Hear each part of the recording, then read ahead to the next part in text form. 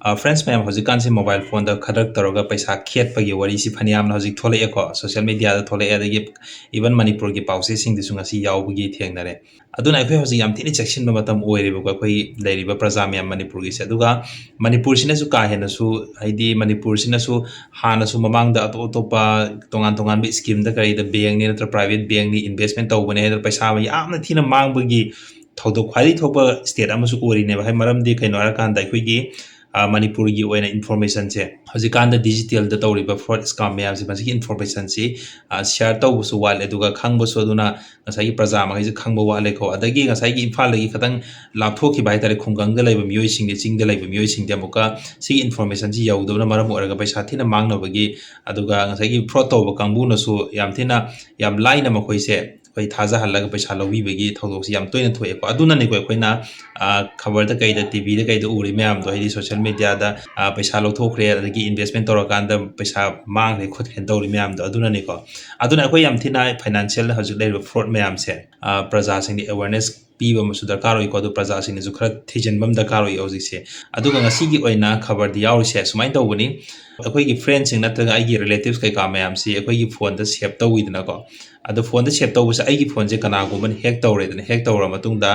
example हम हाइगी आइगी phone सिदा mister Santosh को नुपा अमगी फोन नंबर सेव तौरे खलसेब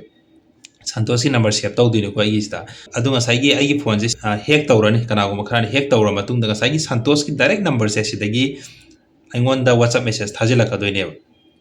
WhatsApp message thajila kanda WhatsApp sida sumana पैसा चिल्ले पैसा खदंग कापीरो होरेन फौदा हलके का हारगा दुमाइन तौर कांदा अदु आइना थाजु दिनि मरमदि सिदि Facebook की थ्रू द कनतेबो को WhatsApp डायरेक्ट आइना सेव तौखिबा नंबर आइना मसा खंगबा मिदो अदुगी नंबर दगी नेबो ngसाइगी WhatsApp दा मेसेज थाजिला कदोइस अदुइदि मिदि चुंबा मानदरना आइगिना मसा खंगनबा अदुमाइन खंदोइनेबो अदु सुमाइन तौर कांदा हैक तौर कांदा पैसा से लौथोखरा मतुंदा होरेन हलके हारगा मांगखिदोइनेबो को तसेंबैदि फोन दि हैक तौर कांदा आइगी नंबर दो अदु लौथोखान मोइन मेसेज थाजिला इनेबा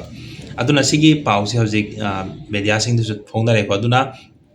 अखोइना खंजिनबि याबसि मसिदा